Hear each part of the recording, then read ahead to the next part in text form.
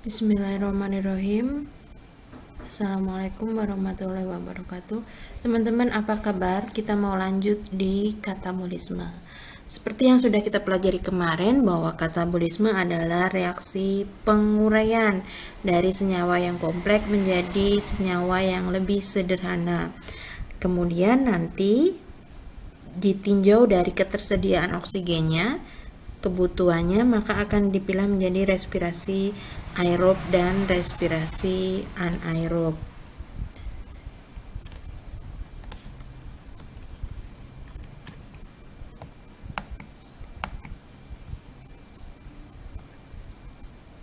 Ya, respirasi aerob nanti akan melibatkan organel mitokondria yang sudah teman-teman pelajari di kelas 11. Proses ini adalah penguraian senyawa organik dengan bantuan adanya oksigen. Produknya adalah karbon dioksida dan air beserta energi yang kita gunakan sehari-hari. Dan kalau respirasi anaerob merupakan proses pemecahan molekul substrat di dalam tubuh organisme tanpa oksigen. Respirasi seluler ini adalah pembebasan energi yang tersimpan dari zat suatu energi menjadi proses reaksi kimia. Nanti seperti yang sudah kita pelajari, kalau katabolisme adalah kebalikan dari fotosintesis di SD maupun SMP, sudah kita pelajari bahwa C6H12O6 ditambah O2 nanti akan menghasilkan 6H2O dan 6CO2 plus energi.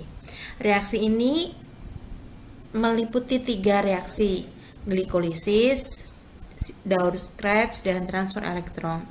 Namun beberapa literatur yang lain juga menyebutkan bahwa ini adalah 4 reaksi, yaitu glikolisis, dekarboksilasi sebagai reaksi antara, siklus Krebs, dan transfer elektron.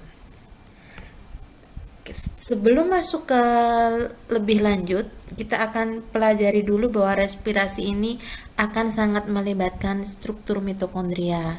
Seperti kita ketahui bahwa mitokondria nanti punya 2 membran, jadi membran dalam dan membran luar.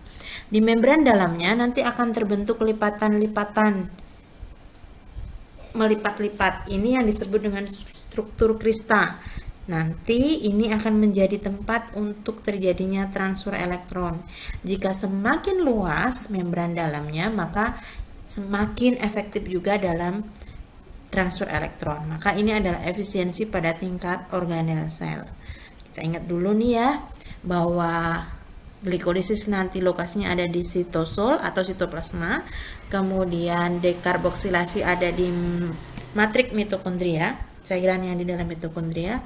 Siklus Krebs pun juga ada di dalam mitokondria, matriknya, dan krista nanti akan dilakukan transfer elektron akan dilakukan di krista. Ya, ini adalah resumenya secara sederhana terlebih dahulu. Kita mulai dari glikolisis. Jadi glikolisis adalah reaksi pengubahan molekul glukosa yang mempunyai 6 karbon C menjadi 3 karbon yang berupa asam pirufat. Jadi kita nanti dari 6 rantai panjang karbon akan dipotong menjadi 2 kelompok, masing-masing punya 3 karbon. Di tahapan ini nanti akan ada fase investasi. Kenapa disebut fase investasi? Karena fase ini membutuhkan energi. Kita harus ada modal dulu gitu. Ada 2 ATP yang digunakan. Kemudian ada fase pembebasan energi, dihasilkan 4 ATP. Jadi secara garis besar nanti setelah digabung-gabung di glikolisis nanti akan menghasilkan 2 molekul asam pirufat, 2 NADH sebagai sumber elektron, dan 2 ATP untuk setiap molekul glukosanya. Itu ya. Terus ini glikolisis. Kenapa ini merupakan reaksi-reaksi yang panjang? Tujuannya nanti akan menghasilkan elektron yang bisa digunakan. Tentunya semakin banyak elektron yang digunakan akan ditangkap akseptor elektron, nanti akan dimanfaatkan di transfer elektron. Kita mulai dari reaksi ini nanti punya 9 reaksi. Tahap pertama. Di tahap pertama, teman-teman lihat dulu nih, harus tahu dulu berapa karbon sebelumnya, berapa karbon sesudah reaksi, apa yang terlibat, bagaimana enzimnya, dan perubahannya apa. Apakah dia membutuhkan energi atau menghasilkan energi. Glukosa punya berapa karbon? 6. Coba dilihat dulu apakah di glukosa ada 6 karbon. Kita mau lihat dulu. Jangan dilihat cuma ini satu ya.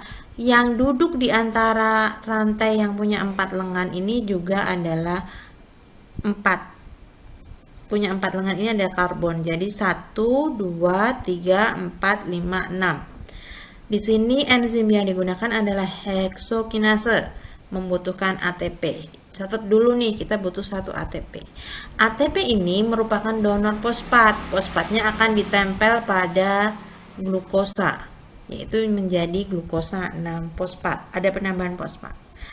Tahapan kedua, lihat dulu enzimnya, nanti akan kita kenali apa reaksi yang terjadi. Mesin ini adalah isomerase, berarti hanya membentuk isomer saja. Terjadi secara spontan, tidak membutuhkan energi. Jadi cuma mindahin letak fosfatnya dari glukosa 6 fosfat membentuk isomer fruktosa 6 fosfat. Cincinnya 6 siklik karbon menjadi 5 siklik karbon. Tahapan ketiga adalah kinase. Ada penambahan fosfat lagi, fosfofruktokinase. Substratnya adalah fruktosa ditambahkan fosfat pada karbon pertama. Maka harus ada yang nyumbang dulu. Siapa yang nyumbang? Di sana yang nyumbang adalah ATP. Jadi kita sudah punya 2 utang ATP. Ya. Tahapan keempat, aldolase. Coba dipilah-pilah lagi. Dari rantai yang siklik, fruktosa 16 bifosfat, fruktosa yang punya 2 fosfat di karbon ke pertama dan karbon ke-6